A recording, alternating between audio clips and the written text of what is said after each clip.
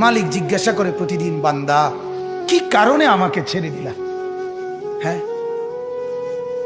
রাত 12টা বাজে তুমি ঘুমায় গেলা, মা ঘুমায় গেল, বাপ ঘুমায় গেল, বিবিও ঘুমায় গেছে, পাড়া পড়শি ঘুমায় গেছে। আল্লাহ বলেন, আমি তো ঘুমাই নাই বান্দা, আমিও তো ঘুমাই নাই। সারাদিনে আমিও তো জগৎটা পরিচালনা করছি, তবুও তো আমার কোনো ক্লান্তি নাই, আমি তো ঘুমাই নাই। কেন ঘুমাই নাই জানো বান্দা? রাতের 2টা বাজে যদি তোমার পেশাব করতে হয়, রাতের 3টা বাজে যদি তোমার দরজা খুলতে হয়, তখন যদি তোমাকে উঠতে হয়, আর আমি যদি ঘুমায় যাই বান্দা, তোমারে চোখ মেলে দিবে কে?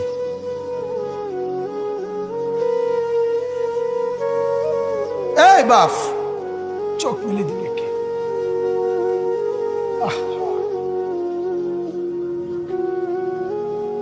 আল্লাহ আমাদেরকে মাফ করে। কোরআনুল কারীমের মধ্যে আল্লাহ তাআলা বলছে, ওয়া হুয়াল্লাযী ইয়াতাওয়াফফাকুম বিল-লাইল। কোরআনে আল্লাহ বলে, বান্দা শোনো, প্রত্যেকটা মানুষকে রাত গভীরে যে ঘুম আমি দেই, সেটা ঘুম না, আমি ওয়াফাত দেই, আমি মূলত মৃত্যু দিয়ে দেই। আবার আমি দয়া করে একটা নির্দিষ্ট সময় পরে চূড়ান্ত মৃত্যু দেব বলে আমি আবার সেই হায়াত সকালবেলা যখন জাগতে শুরু হয়, তখন আমি ফিরাই দেয় আল্লাহ। এমনও মানুষ আছে পৃথিবীতে, রাত্রিবেলা ঘুমাইছিল ভালো মানুষ, সকালবেলা আর জাগে নাই। আমার একজন দূরসম্পর্কীয় চাচা আছে, প্রফেসর ছিলেন, ভালো মানুষ ছিলেন। রাত্রিবেলা জলজ্জান্ত মানুষ ঘুমাইছে, সকালবেলা আর দরজা খুলে দেখছে ওই মানুষটা জীবিত ছিল না, মারা গেছে। হতে পারে না? হতে পারে কিনা বলেন না? তাইলে বছরের পর বছর, মাসের পর মাস, এই বাপ, বাহিরের কারো চিন্তা করে বাদ দেন। আপনারা যারা বসছেন, আপনাকে বলছি, আপনি কষ্ট করে বসছেন, রাতের 12টা বাজে, রাতের 12টা বাজে, এত কষ্ট করে বসছেন, বিনিময়ে একটু ভাবেন, একটু ভাবেন, অনুরোধ আমার, একটু ভাবেন। আজ মাঝে মাঝে মন চায় আল্লাহর বান্দা মুসলমানদেরকে বুকে জড়ায় ধরে কাঁদি যে, বাপ কেন এত ভুল করছেন? আল্লাহকে কেন এত নারাজ করছেন? যার বিবি বেপর্দা, আপনি আল্লাহকে কত পরিমাণ নারাজ করাচ্ছেন। যার স্ত্রী, যার মেয়ে বেপর্দা, আপনি আল্লাহকে কি পরিমাণ নারাজ করছেন বলেন? এক কুকুর মরলে, লাশ ফেলে রাখলে যেই দুর্গন্ধ ছড়ায়, সেই দুর্গন্ধে অল্প কিছু মানুষের কষ্ট হয় কিছুক্ষণ, কিন্তু এক নারী বেপর্দা হাঁটলে যে যুবকগুলোর চরিত্র নষ্ট হয়, সেই নারী এক মরা লাশওয়ালা কুত্তার চাইতেও বেশি দুর্গন্ধ ছড়ায়। কুকুরের দুর্গন্ধ এত বেশি ছড়ায় না, বেপর্দা নারীর দুর্গন্ধ যে পরিমাণ ছড়ায়। সে তো শত শত যুবক তার চরিত্র শেষ করে দিয়েছে। এই সিনেমার নায়িকা নর্তকীরা উলঙ্গ আর ছবি আর বিবস্ত্র ছবি আর নাচ গানের এই ফুর্তি দেখিয়ে এরা হাজারো যুবকের চরিত্র গঠন করে না নষ্ট করে? কথা বলেন না কেন? এজন্য আমার শায়েখ আল্লামা মুফতি মুশতাকুন নবী সাহেব বলে, হাজারো মানুষের জীবন নষ্ট করে যে, এজন্য তার জীবনে কখনো সুখ ধরা দেয় না। এজন্য এই পৃথিবীর জরিফ এটা, আপনি জরিফ চালায়া দেখেন, যত সিনেমার নায়ক নায়িকা, এদের জীবনের মতো দুঃখী জীবন, ব্যক্তি জীবনের মতো কষ্টের জীবন আর কারো নাই। আপনি খবর লাগান, আপনি খবর লাগান, এদের মতো লাঞ্ছনা। কারণ হাজারো যুবককে নষ্ট করছে এই হাসি দিয়া, অথচ এই হাসি তার মূলত আসল হাসি না। এই হাসি যদি ল্যাবে অথবা ডায়াগনস্টিক সেন্টারে পরীক্ষা করায়, প্রত্যেকটা হাসির মধ্যে ফরমালিন পাওয়া যাবে। কি পাওয়া যাবে? ফরমালিন। ফরমালিন। মেহেরবানি করে একজন শুনুক, কোনো অসুবিধা নাই। আমি আমার জীবনে কোনোদিন শ্রোতার পরিমাণ গণ্য ওয়াজ করি নাই, এটা আমার তবিয়তেই নাই। আলহামদুলিল্লাহ, আমার এটা জিন্দিগি। আমি আজকেও আমি আসরের পরে বয়ান করছি, জোহরের পর, আসরের পর, মাগরিবের পর, এশার পর, আমার কোনো হিসাব কিতাব নেই। একজন না 10 জন আমার এত করে চিন্তা নেই, আমার বলা দরকার। আমি বুঝি আমার বলতে হবে রাত দিন। আমি বললেও আমার হায়াত শেষ হবে, আমি না বললেও আমার হায়াত শেষ হবে। আমি সারাক্ষণ শুয়ে থাকলেও আমার জিন্দিগি শেষ হয়ে যাবে, আমি সারাক্ষণ পরিশ্রম করলেও আমার জিন্দিগি কি হয়ে যাবে, শেষ। এবং অবসর পরিশ্রম উভয় হালতেই আমার জীবন শেষ হবে আমার নির্ধারিত সময়। ঠিক মতো ঘুম যাইলে আমি 10 বছর বেশি বাঁচবো, আর মেহনত করলে আমি 10 বছর কম বাঁচবো। বিষয়টা এমন, প্রত্যেকের হায়াত আমাদের নির্ধারিত, ঠিক কিনা বলেন না? কাজেই হায়াত একেবারে সীমিত, একদম সীমিত। আহা, বিবেকবান যারা তারা বুঝে, তারা বুঝে। আজ থেকে এখনকার জিন্দিগি এমন যে প্রতি মাস বছর যে যায় 13 পাওয়া যায়। এই যে রমজান কাছায় গেছে, কল্পনা করেন তো, গত রমজান যাইতে যাইতে এবারে রমজান চলে আসছে। এখন রজব মাস চলতেছে, রজব মাস আসা মানেই হলো রমজান কাছায় যা। কত দ্রুত ইয়াতাকারাবুজ জামান। আল্লাহ নবী সাল্লাল্লাহু আলাইহি সাল্লাম বলেন, কিয়ামতের একটি আলামত, সময় খুব কাছাকাছি হয়ে যাবে, করিব করিব, সময় খুব দ্রুত। আল্লাহ নবী বলেন শেষ পর্যন্ত এরকম হবে, 1 বছর মনে হবে 1 মাসের মতো, 1 মাস মনে হবে 1 সপ্তাহের মতো, 1 সপ্তাহ মনে হবে 1 দিনের মতো, 1 দিন মনে হবে 1 মুহূর্তের মতো। এরকম দ্রুত সময় চলবে। এজন্য আমরা সময়কে কদর করি। বাপ, জওয়ান বুড়ো প্রত্যেকের জীবনে গাফলতটাই বেশি বাজার। এজন্য সারাদিন চিল্লাই, এক কথাই বলি, ছেলে পেলেদের মধ্যে গাফলত বেশি, গাফলতই বেশি। একটা মানুষের কতক্ষণ মোবাইল চাইতে মনে কয়, আমার এটা বুঝে ধরে।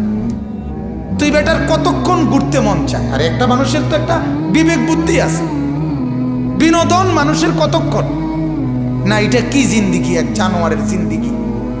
সকাল নাই, রাত নাই, দুপুর নাই, রাতের 12টা নাই, রাতের 2টা নাই, সারা দিন সারা রাত মোবাইলে ছবি দেখে, উলঙ্গ নাচ দেখে, গান দেখে, ফুর্তি করে, তামসা করে, আসে, কান্দে, লাফায়, ফালায়।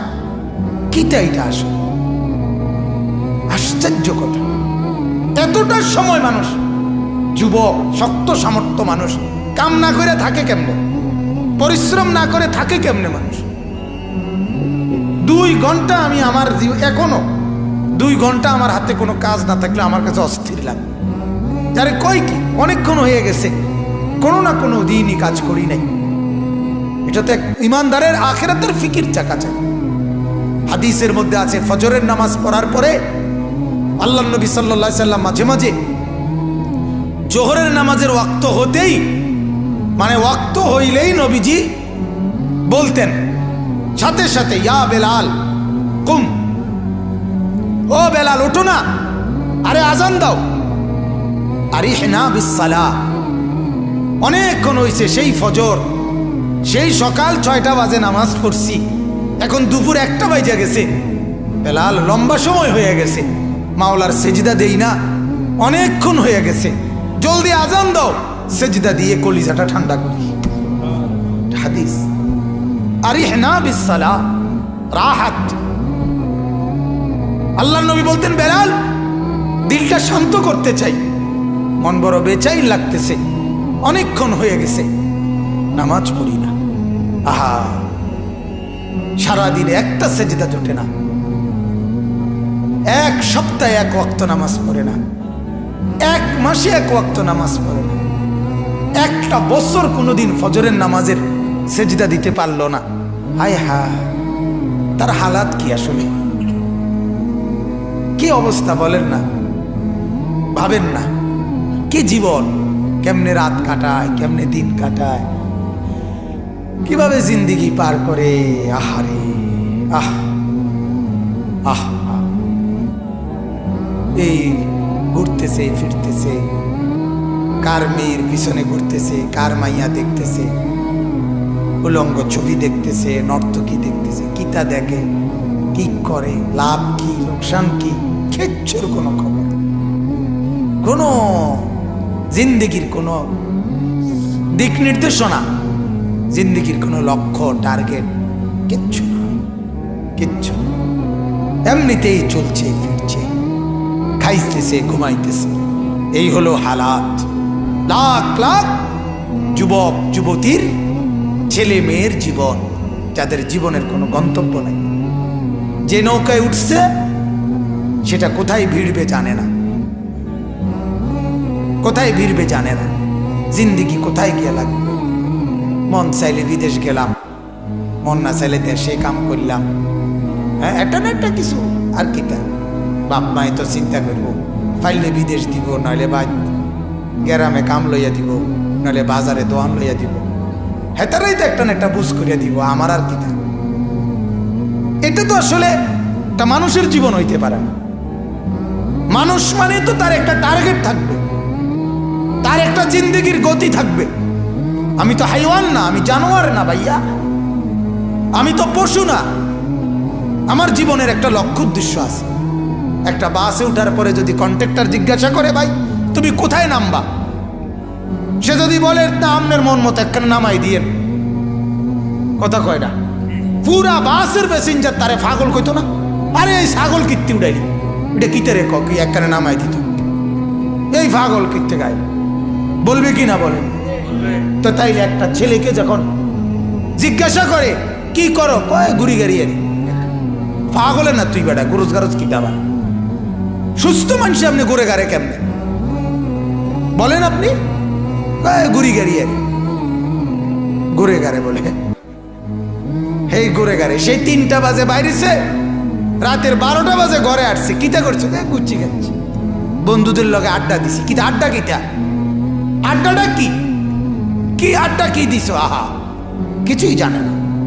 বন্ধু তুমি আজ যতই আড়াল হও, ছেলেরা যত আড়ালই হোক, বাবারা যত আড়ালই হোক, আজকে হুজুরের সামনে গেলেন না, আজকে মসজিদের সামনে গেলেন না, আজকে দ্বীনের সামনে গেলেন না, আজকে মনে করলেন আপনি মসজিদে না গিয়েও তো জিন্দেগি চলে, হুজুরের কাছে না গিয়েও তো জিন্দেগি চলে, নামাজ ছাড়াও তো ভাত মিলে, আমিও তো বলি মিলে।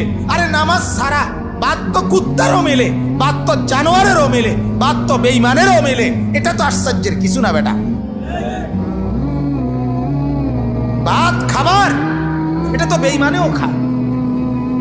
তাহলে আজ যদিও তুমি মনে করো এখানে এদিক দিয়া হেদিক দিয়া, এই পাশ ওই পাশ দিয়া আড়াল হইয়া হইয়া তুমি পার হইয়া গেলা, কারো সামনে পড়লা না, কেউ দেখলো না, কিন্তু অচিরেই আল্লাহ তাআলা বলেন ইয়াউমা তুবলাস সারাইর, শুধুমাত্র তোমার বাহ্যিক কৃতকর্ম না, তোমার অন্তরে 24 ঘন্টা যত কথা উঠানামা করছিল, খারাপ চিন্তা চেতনা কল্পনা আবেগ অনুভূতি, আল্লাহর কসম আল্লাহ কোরআনে বলে সেগুলো হাসরের ময়দানে আমি আল্লাহ আমলনামার মধ্যে লিখিত দেখাবো।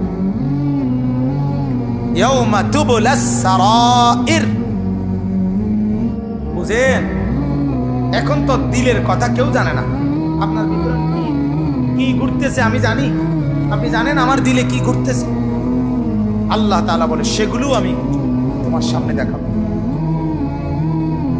আফালা ইয়ালামু ইদা বু'থিরা মা ফিল কুবুর ওয়া হুসিলা মা ফিস সুদূর, মা ফিস সুদূর, তোমার অন্তরের ভেতরে যেগুলো, এগুলো আমি আল্লাহ তাআলা খুলে দেব। তাইলে আমার কথা হলো এটাই, এই কথা আমরা একেবারে নীরবে ঠান্ডা মাথা একটা সেকেন্ড বিবেককে কাজে লাগাইয়া, এ আপনারাই যারা বসছেন এই কয়জন মানুষ, এই ছেলেরা বাবারা, আমরাই বোঝেন, আমরা যে কথা নিশ্চিত যে আমি যত দিকেই ঘুরি না কেন, যত দিকে যত বুদ্ধি ফন্দি খাটাই না কেন, আল্লাহর সামনে আমাকে সামনে দাঁড়াইতেই হবে, আমাকে কবরে যেতেই হবে, ঠিক কি না বলেন? এটা আমি মানি কিংবা না মানি, স্বীকার করি আর না করি, কবরে আমাকে, কথা বলেন না, যেতেই হবে, কোনো সন্দেহ। যেহেতু কোনো সন্দেহই নাই, যেহেতু কোনো এই ব্যাপারে কোনো সন্দেহ নাই, অতএব আল্লাহর কথা মেনে নেওয়ার মধ্যেই কামিয়াব, কারণ ওনাকে ছাড়া যেহেতু আমার আর কোনো কি নাই উপায়। কুল ইন্নাল মাউতাল্লাযী তাফিররুনা মিনহু ফাইন্নাহু মুলাকীকুম, আল্লাহ তাআলা বলেন ও বান্দা, মৃত্যু থেকে তুমি যেখানেই পলায়ন করো না কেন, মৃত্যু তোমার সাথে মোলাকাত করবেই করবে। তুমি দেখা করতে হবে না, সেই তোমার সাথে দেখা, তুমি মৃত্যুকে ডাকতে হবে না, মরণ তোমাকেই ডেকে নিয়ে আসবে, মরণ নিজেই তোমার সাথে দেখা করবে, সেই তোমাকে কবরে আনবে। তুমি আসতে হবে না। হাদিসের মধ্যে আছে আল্লাহর নবী সাল্লাল্লাহু আলাইহি ওয়াসাল্লাম হাদিসে ইরশাদ করেছেন, প্রত্যেকটা নাফরমানের লাশ যখন খাটের মধ্যে করে কাঁধে তোলে, মানে কবরস্থানে নেওয়ার জন্য যখন লাশ খাটের মধ্যে কাঁধে তুলে নেয়, তখন এই পরিমাণ চিৎকার করে ওই নাফরমান লাশের খাটের মধ্যে। আল্লাহর নবী সাল্লাল্লাহু আলাইহি সাল্লাম বলেন, যদি একটা সেকেন্ডের চিৎকার তোমরা ওই নাফরমানের শুনতা, তাহলে পৃথিবীর কোনো মানুষ কাউকে কাঁধে আর লাশের খাটিয়া তুলতো না, বরং ফেলে রাখতো আর কুকুর বিড়ালে খাইত। এরা শুধু চিৎকার করে নাফরমান বলে, আল্লাহর দোহাই আমার স্বজনরা আমার ওইদিকে নিও না, ওই কবরে আমারে নিও না, নিও না আমারে, ওইখানে নিও না, আমারে নিও না। হায় তোমরা আমারে কই নিচ্ছ? তোমরা না আমার স্বজন, তোমরা না আমার সন্তান। গতকালকের আগের দিন আমি এক মসজিদে আসরের নামাজ পড়ছি। তো মসজিদের পাশে কবরস্থান, এই কবরস্থানে আপনার আমার পরিচিত, আমার মাদ্রাসার সামনে। তো মসজিদের যে অজুর জায়গাটা, কবরস্থানের ওয়ালটা ঘেঁষা অজুর জায়গা। এই কবরস্থানের ভিতরে একটা কবর আপনার, আমি নিজে ওনার জানাজায় ছিলাম। উনি ইটালি প্রবাসী, অনেক সম্পদওয়ালা, অনেক মালওয়ালা ছিল। উনি মারা গেছেন, ওনার দাফন হয়েছে এটার ভিতরে। আহা, আমি দেখলাম অনেকক্ষণ তাকায় রইলাম এই উজু করতে বসে। ওনার এই ট্যাংরা বেড়া দিয়া কবরটার মধ্যে, ওই যে ফাঁক ফাঁকওয়ালা বেড়া বানায় না, এরকম বেড়া দিয়া আপনার কবরটার মধ্যে আছে। আর এই পুরাটা কবরের এই জায়গাটা এই পরিমাণ আগাছা পাতা লতা পাতা ভরে রয়েছে। এটা দেখা আমার এতটা অনেকক্ষণ তাকায় রইলাম মনটার মধ্যে, হায় মাওলা, এটা সেই লোক, যেই লোকের বাড়িটা এত অত্যাধুনিক টাইলসের, যে বাড়িতে একটা পাতা, একটা ময়লার টুকরা পড়তে দেয় নাই, এই পরিমাণ কর্মচারী সাফ সুতরা করে রাখছে। আর আজকে তার ছেলেরা কোথায়, তার বউ কোথায়? ঈদ গেল, ঈদের পরের দিনের পরে দ্বিতীয় দিন, কোথায় ঈদ? তারা তো ঈদের আনন্দ করতেছে, বিবি বাচ্চা। আর এই লোকের কবরের উপরে এই পরিমাণ লতা পাতায় ঘেরা। হায়, একটাবার তো কেউ দেখতে আসলো। 3 সন্তান ওই বেটার, 3 জন ইটালি। এর নাম দুনিয়া। আমার খুব মনে হয়েছে যে হা, এর নাম কি পরিমাণ মেহনত করছিল এই লোক। আজ তোমার কবরের এই হালাল, আজ তোমার কবরের উপরে একটা ট্যাংরা বেড়া, তোমার বিল্ডিং আলিশান ফেলে আসছো যেটা, আজ তোমার কবরের ঝোপঝাড় লতা পাতাগুলো পরিষ্কার করার কেউ নেই। হ্যাঁ, এজন্য এটা বোঝা উচিত, এটা খেয়াল করা উচিত। আল্লাহ তাআলা এর জন্য বলছে, বান্দা তুমি তো আমার থেকে আড়াল হইতে পারবা না, তুমি তো কবর থেকে আড়াল হইতে পারবা না। কেমনে আড়াল হইবে? আইনামা তাকুনু ইউদরিকুমুল মাউত ওয়ালাউ কুনতুম ফি বুরুজিন মুশাইয়াদা। রব্বুল আলামিন বলেন, যদি সুউচ্চ দেওয়াল আর একেবারে নিশ্ছিদ্র, কোনো দরজা নাই, জানালা নাই, ছিদ্র নাই, একটা পিঁপড়া কিংবা মশা ঢুকবারও জায়গা নাই, এমন একটা ছিদ্র নাই, এমন দেওয়াল ঘেরা, এমন উচ্চ, যদি তুমি এর ভিতরেও গিয়ে আশ্রয় নাও, ইউদরিকুমুল মাউত, মৃত্যু তোমার সেখানেই পৌঁছে যাবে। দেখবে একদিন তোমাকে ওইখান থেকেই নিয়ে আসবে। আল্লাহ তাআলাকে বাদ দিয়ে ভাইয়া তুমি ভাবো, জওয়ান ছেলে যারা বলছো, যে কয়জন বাপ, তুমি ভাবো, তুমি ভাবো সারাদিনে কি করছো, সারাদিনে কি করছো, সারাদিনে কত বন্ধুর কত আবদার পূরণ করলাম, অথচ নামাজ পড়তে পারলাম না। কেন ভাইয়া? তুমি মুসলমান না? তুমি মুসলমান না? তুমি মুসলমান পরিচয় দাও কিভাবে? এখানেও তো অনেকে আছে, এই কয়জনের ভিতরও বেনামাজি চেহারা আছে, আমি দেখলেই চিনি। নামাজি মানুষ বহুত দিন ধরে দেখি না, চিনি তো আমি তার